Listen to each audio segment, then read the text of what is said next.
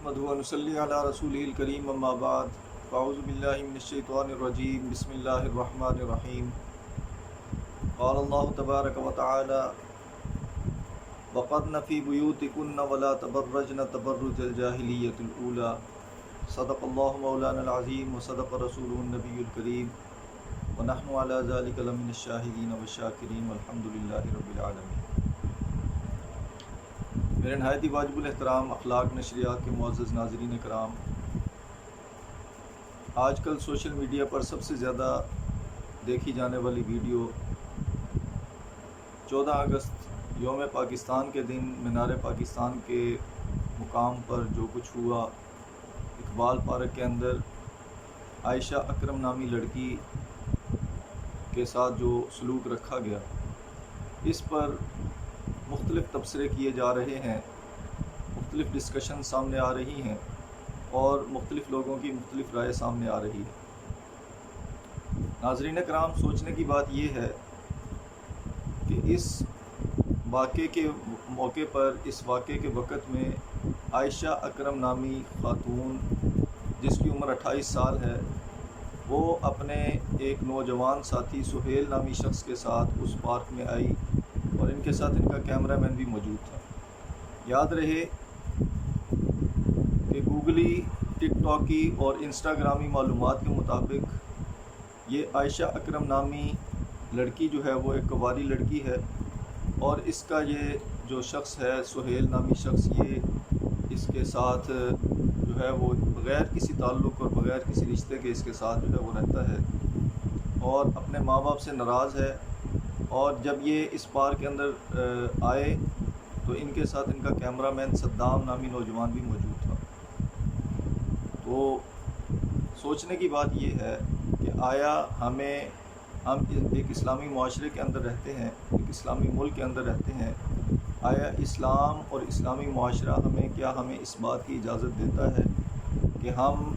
بغیر کسی تعلق اور رشتے کے غیر مرد کے ساتھ اس طرح وقت گزاریں؟ اور پھر یہ بات بھی جو ہے وہ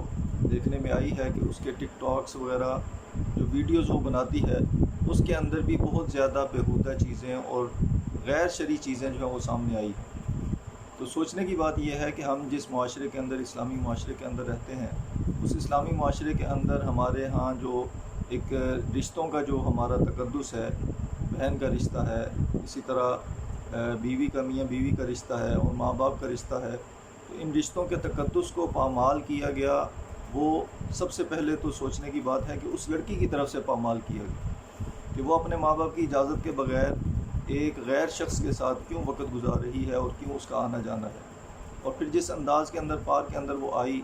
جس لباس کے اندر آئی اور پھر اس نے وہاں پر جو حرکتیں کی، ان سب چیزوں سے نظر یہی آتا ہے کہ زیادہ نہ صحیح کچھ نہ کچھ اس لڑکی کا بھی قصور ہے۔ لیکن بہرحال اس واقعے کو جتنا بھی مذمت کی جائے وہ کم ہے، اور ہمارا بھی مطالبہ ہے، ہم بھی یہ مطالبہ کرتے ہیں کہ جن لوگوں نے یہ گھناؤنی حرکت کی ہے ان کو قرار واقعی سزا ملنی چاہیے۔ لیکن اس کے ساتھ ساتھ میں اپنی ماؤں بہنوں اور بیٹیوں کے لیے ایک بات یہ کرنا چاہوں گا کہ جو قرآن مجید فرقان حمید کی جو میں نے آیت کریمہ کا ایک چھوٹا سا ٹکڑا تلاوت کیا ہے، اس کے اندر اللہ رب العزت فرماتے ہیں وَقَرْنَ فِي بُيُوتِكُنَّ، سورہ احزاب سورت نمبر 33 اور اس کی آیت نمبر 33، اس کے اندر اللہ رب العزت اپنے پیارے حبیب صلی اللہ علیہ وسلم کی ازواج مطہرات کو مخاطب کر کے فرما رہے ہیں۔ پچھلی آیتوں کا جو ہے وہ ربط یہ ہے کہ پچھلی آیتوں کے اندر حضور نبی کریم صلی اللہ علیہ وسلم کو ہدایات دی جا رہی ہیں اپنی اہلیات کے متعلق، ازواج مطہرات کے متعلق۔ اسی کے اندر یہاں پر اللہ رب العزت نے فرمایا وَقَرْنَ فِي بُيُوتِكُنَّ وَلَا تَبَرَّجْنَ تَبَرُّجَ الْجَاهِلِيَّةِ الْأُولَى، کہ وہ یعنی ازواج مطہرات اپنے گھروں کے اندر قرار پکڑیں، وَلَا تَبَرَّجْنَ تَبَرُّجَ الْجَاهِلِيَّةِ الْأُولَى، اور زیب و زینت نہ دکھاتی پھریں زمانہ جاہلیت کی زیب و زینت کی طرح۔ تو یہ جب کہ گویا کہ ازواج مطہرات جو نبی کریم صلی اللہ علیہ وسلم کی مبارک بیویاں ہیں، ان کے متعلق یہ حکم ہے، تو میری اور آپ کی ماں بہنوں کے متعلق کتنا سخت شریعت کا حکم ہوگا۔ پھر شرعی طور پر ایک عورت اپنے غیر محرم کے بغیر باہر نہیں جا سکتی، پردے کے بغیر باہر نہیں جا سکتی، اپنے چہرے کو جو ہے وہ لوگوں کے سامنے کھلا نہیں رکھ سکتی، تو پھر یہ ان لوگوں کے سوچنے کا مقام ہے۔ اور دوسری بات، اس واقعے کے بعد عائشہ نامی لڑکی کو جس طرح سوشل میڈیا نے اٹھایا، میڈیا میں مین اسٹریم میڈیا نے جس طرح اس کے واقعے کو اٹھایا، تو جب یہ واقعہ ہوا اس وقت اس کے ٹک ٹاک پر 1,20,000 فالورز تھے، اور اب اس کے ٹک ٹاک پر فالورز جو ہیں وہ 20 لاکھ ہو چکے ہیں، 20 لاکھ سے زیادہ ہو چکے ہیں۔ اور اس گھناؤنے واقعے کی آڑ میں اس کا جو ٹک ٹاک کا جو ریٹ ہے وہ 20% بڑھ چکا ہے۔ تو گویا کہ نظر یہ آ رہا ہے کہ اس واقعے کی بنیاد کے پیچھے جو ہے وہ اس لڑکی کی اپنی خواہشات بھی شامل ہیں، اور اسی طرح اس کے دیگر رفقا، اس کے دیگر ساتھیوں کی خواہش بھی شامل ہے۔ تو ہمارا مطالبہ ہے حکومت پاکستان سے کہ اس واقعے کی جو ہے وہ تحقیقات، شفاف تحقیقات کی جائیں، اور اس تحقیقات کی روشنی میں جو مجرم قرار پائیں ان کو قرار واقعی سزا دی جائے۔ ایک مطالبہ یہ بھی کیا جا رہا ہے کہ جو اس کے واقعے کے مجرم ہیں ان کو طالبان کے حوالے کیا جائے، تاکہ ان کی آنے والی نسلیں بھی اس طرح کے واقعے کا نہ سوچ سکیں۔ بہرحال جو کچھ بھی ہے اور جو بھی واقعے کے پیچھے جو چھپے ہوئے محرکات ہیں،